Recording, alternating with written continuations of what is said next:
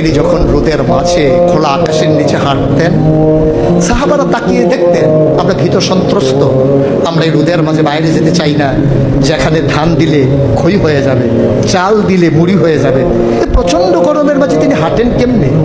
অবাক বিশ্বের উপরের দিকে তাকিয়ে দেখতেন নবী হেঁটে যায়, আর নবীর মাথার উপরে একটা মেঘের টুকরা ছায়া হয়ে হয়ে পাশে পাশে যায়। এবড়ো থেবড়ো পাথরগুলোর উপর দিয়ে আমার নবী যখন হাঁটতেন, পাথরের কোনা বের হওয়া পাথরে সবাই হাঁটতে ভয় পেতেন, অথচ নবী সেই এবড়ো থেবড়ো পাথরের উপর দিয়ে হেঁটে যেতেন।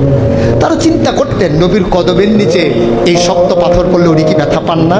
পরীক্ষা করার জন্যে পেছনে পেছনে অনেকেই দৌড়াতেন।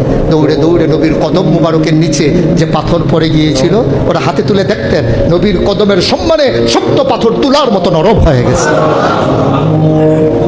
এ নবী আমার, এ নবী আপনার নবী, এ নবী আমাদের নবী। আমরা প্রাউড ফিল করি।